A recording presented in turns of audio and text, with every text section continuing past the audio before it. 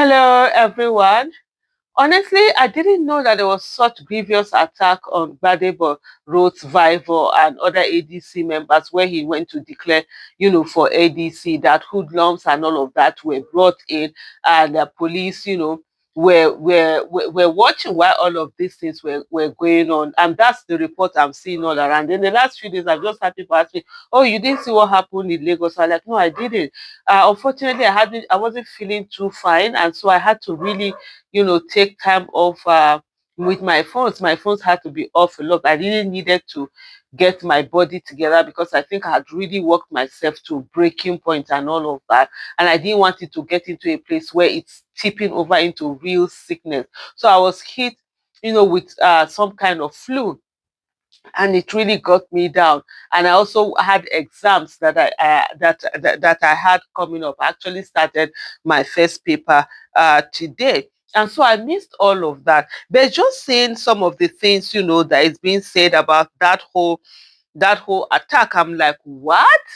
Like this person here, Nefertiti, first ladyship, uh, it says the dastardly, this is a handle on X, formerly known as Twitter. It said the dastardly attacks on GRV at Ali Mosho is a snippet of 2027. His biological sister had to receive stitches on the head at the hospital.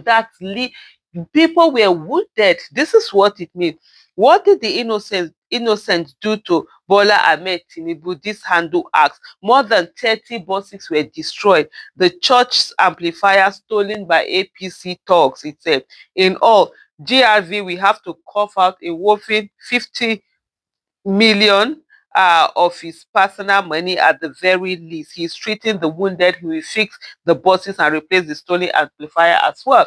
I've seen some reports that said, where ADC were going to do their opening or he was going to declare that. But this particular tweet is saying it's at a particular church. I don't know whether it's the same thing or it was also another event where he had gone to a church and this attack happened. And then the other one where ADC members were said to have been attacked, reported to have been attacked in Lagos, also happened. Then it went on to say, again, the attacks on El-Rufai and the coalition in ADC in Kaduna was a precursor to a much bigger event, statewide embargoes and sanctions targeted at Peter Obi. It's all the clue you need. And she went on to talk about no opposition will be spared. Your tribe or religion won't matter. You must bend the knee or have your political career marooned. No opposition has won any guber or national election since Tinubu stole that election. None has won any court cases since then. He's determined to make Nigeria one party state.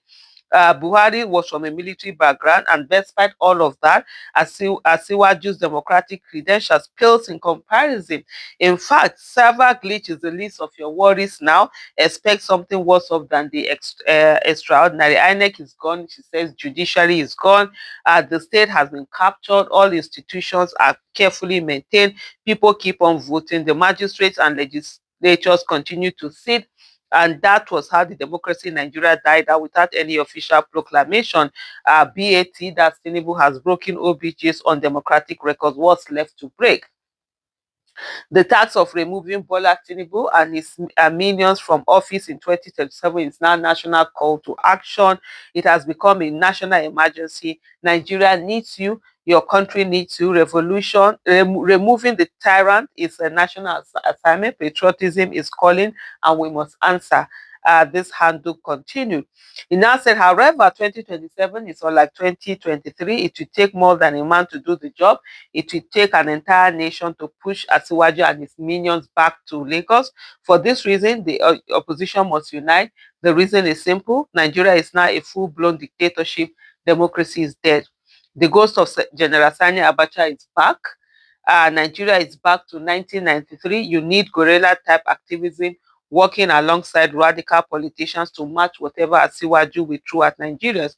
We need fearless politicians who can lead us to the streets at a moment's notice. 2027 is bigger than all of us. This handle said it needs a new type of thinking to confront the Hydra. So we all have to be strategic. We fight for something bigger than the ordinary now. It is no longer about Peter Obi. It will take something larger than large to push Asiwaju out. For this reason, I call on your excellencies GEJ, Atiku, Peter Obi, Rufai, Rauf Aregbesola, Chibuike Amechi, and others to please hearken my voice and hasten your ongoing talks for possible coalition. Everyone should jettison their pride and ambition for this cause, a just cause.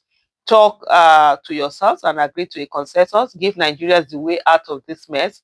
Whatever happened in the past should stay in the past. It gets to a point when we win ourselves of pride and acrimony. This is not the time to settle scores and age-long prejudices. There is time for everything. We need our democracy back before any meaningful discussion can happen. Nigeria is at stake. The soul of country is at stake. Our lives are at stake. This is not the Nigeria of our dream. It took men to destroy it. It will take men to fix it. We need elite consensus for this to happen. At least take us back to 2015. We can find our way home from there.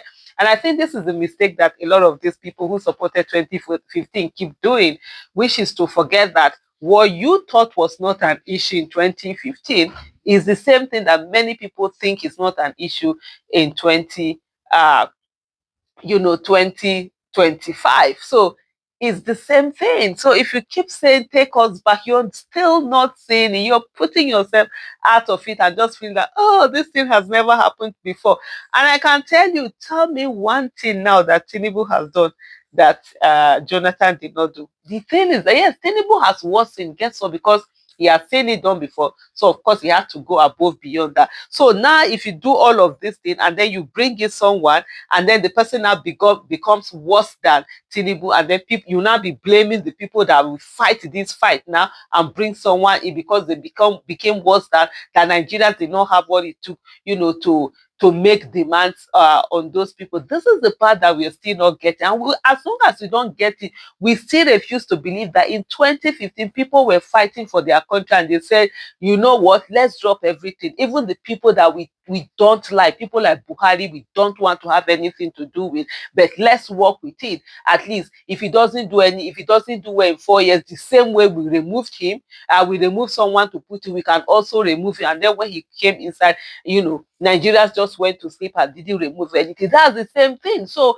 this is the reason why people will still stay aloof until we understand all of this and say, look, we need to get to a place where irrespective, look, oh yeah, wow, we are saying this thing. Like I'm sitting down, I'm looking at people, like people being attacked like this. People were attacked in 2014, 2015, no matter how you don't want to see. In short, just, you see, on my Twitter handle, and I'm going to screenshot this thing, and put it here.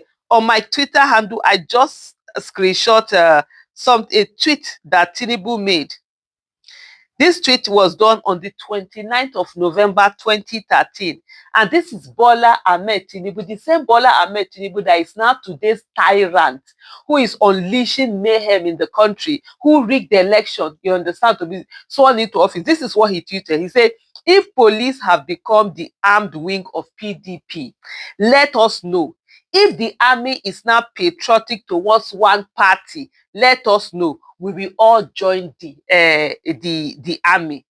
This was 20, the same, people are saying take us back. People forget this whole thing was done by another party before this. They always feel that, oh, because they supported that party, everything is okay. The same way that the people who are supporting APC, they don't see anything wrong in what is happening right now. Sometimes when I just see this statement, I just like, do people really want the right thing to be done, or do they just want to be in office? But anyway, one thing I know for sure is that the moment APC have resorted to this violence, one thing I know by the grace of God is that their end is closer than we think.